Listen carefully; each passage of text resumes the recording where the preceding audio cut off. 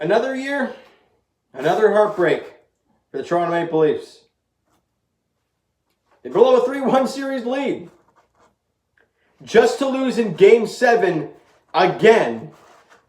This time to the Montreal Canadiens as they lose 3-1 at Scotiabank Arena. I don't know if you guys can even hear me in this nonsense. But another year, another heartbreak for this team. Just embarrassing, man. It honestly is.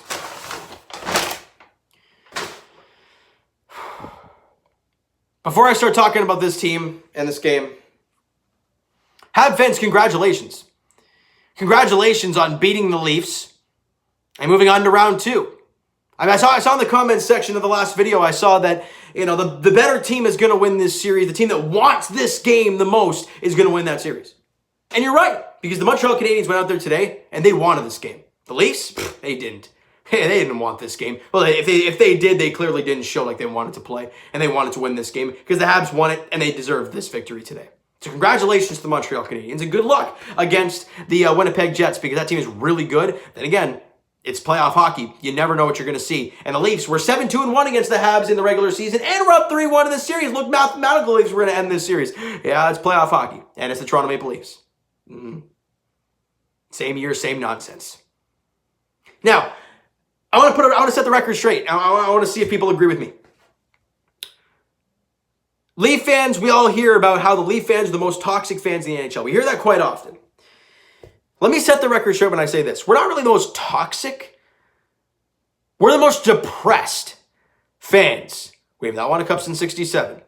We have not won a playoff series since 2004. Four of the last 5 years, you've lost in a Game 7. The reason I do that is because last year was Game 5, but it was a Game 7 against the Columbus Blue Jackets. You've lost 4 straight Game 7s. In clinching series games, series clinching games, if I'm not mistaken, the Leafs are 0-12 in their last 12 since 2004. That is awful. That is flat out garbage. So yes, our Leaf fans may be a little toxic, but it's because we're depressed as hell. We don't get much good things to talk about. More or less regular season hockey is what we love to talk about. But I want to set the record straight there because I think that's the truth about what Leaf fans are all about. I could be wrong. That's just my take on it. Now let's get to this game because there's a lot of things you can talk about when it comes to this game today. I don't want to make this video too long because I've recorded so many different ones and I don't want to do anymore. This is just, it's sad. First period, the Leafs have dominated the first period in every game this year. Not in the playoffs against Montreal, but the first period has been the Leafs' best period all year long.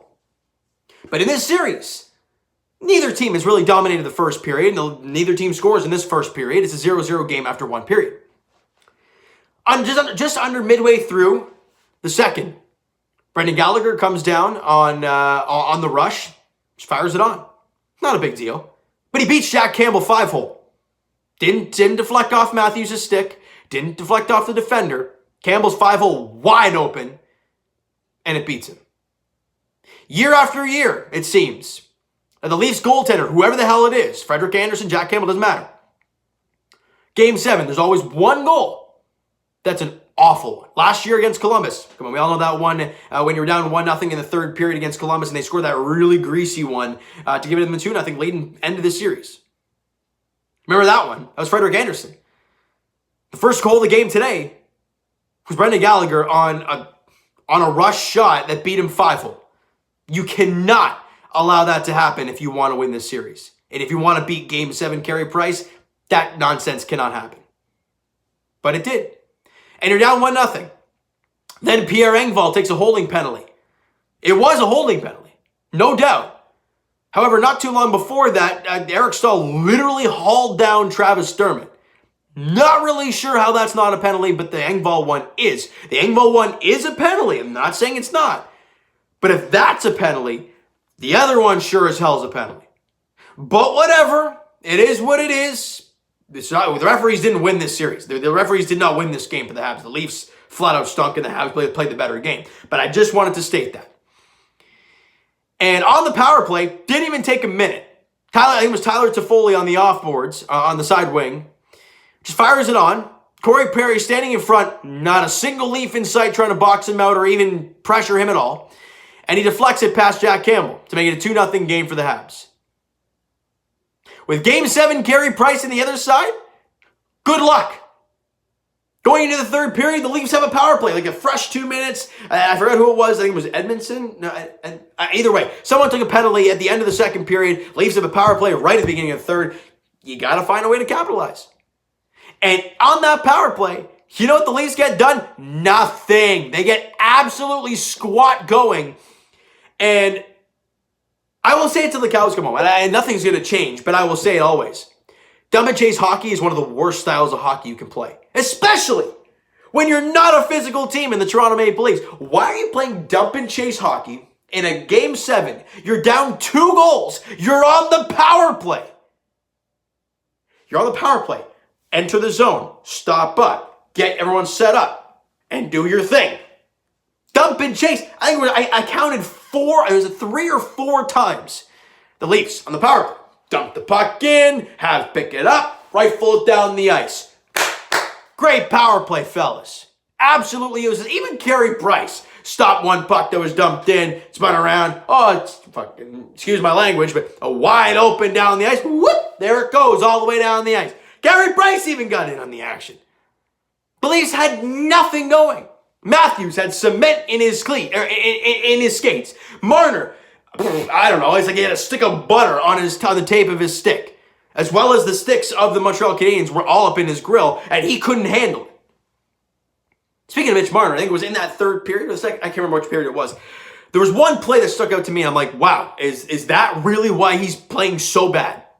Puck was shot around from the far right boards all the way around the net, going back to the other point. Mitch Marner standing at the other point waiting for the puck. The key word I just said is waiting. He's not even going to the puck. And he's standing there at the other side of the point looking like that. He's doing that. Waiting for the hit to come. How about you worry about getting the puck? If a hit comes, be prepared for it. Don't look for the damn thing, because what happens? He's looking there, Montreal Canadian guy swoops in, whoop, grabs the puck before it even gets to him, and away the races. It's like he was scared to get hit. Now, Nylander scores one with, whoop-de-flip-and-do. He scores with a minute and a half to go, whatever. Game over, because they scored an empty netter, make it 3-0. Then he scored to make it 3-1. It was over anyways, doesn't matter. And the Leafs, yet again, lose in a Game 7. I don't know what to say, guys. I just absolutely have no clue what to say.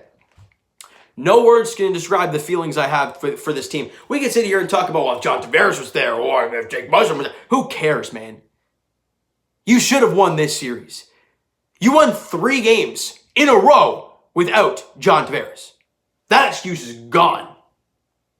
You had 2 opportunities, more or less, with Jake Muzzin in Game 5 and 6 to win this series and close it out. You didn't. Yeah, he wasn't there in Game 7. Would he have been a factor? He might have been, but it's playoff hockey, man. You don't have a guy tough nuts. And season's over, man. We thought this year was going to be different. Great regular season. The defense has improved. You have Jack Campbell playing out of his mind. You got Matthews and Marner putting up points galore. We're like, oh, this is fantastic. Same nonsense, different year. Same nonsense, different year for the Toronto Maple Leafs. I mean, the fact that really William Nylander had more than... I don't know. I can't remember exactly how many points Matthews and Marner had, but it's very similar that Nylander had as many goals as they had points combined. Like, they were flat out ghosts in this series, were Matthews and Mitch Marner. And they're getting paid the most on this team. That can't happen.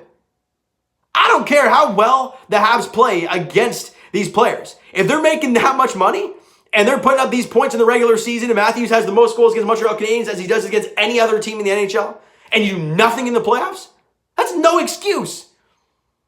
Yes, Matthews hit 2 posts, blah, blah, blah. It's got to go in the back of the net. I don't care. It's got to go in the back of the net for me to even give a damn. He scored 1 goal, and it was a rebound that he followed up. Didn't even take a shot and scored in this series. It's just something new every year for this team. But then there are some things that are the exact same. That's why I'm going to sit here and ask you, Leaf fans, what's the issue? What, honest to God, is the issue We thought it was Kadri. He got moved for Barry and Kerfoot. They come in, same nonsense.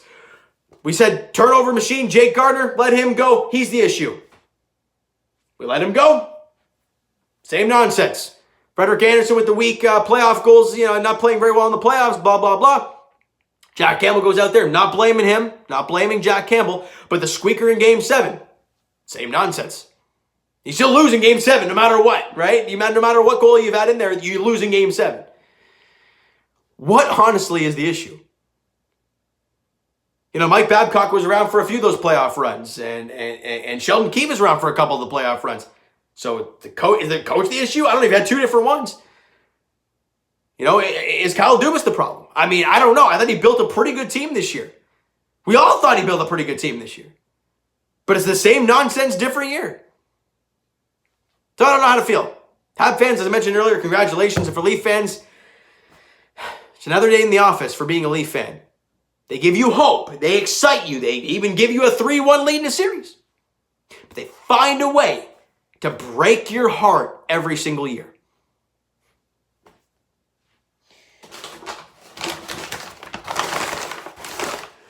Leaf fans, next time you'll see me, I'll be doing the season review and off-season preview.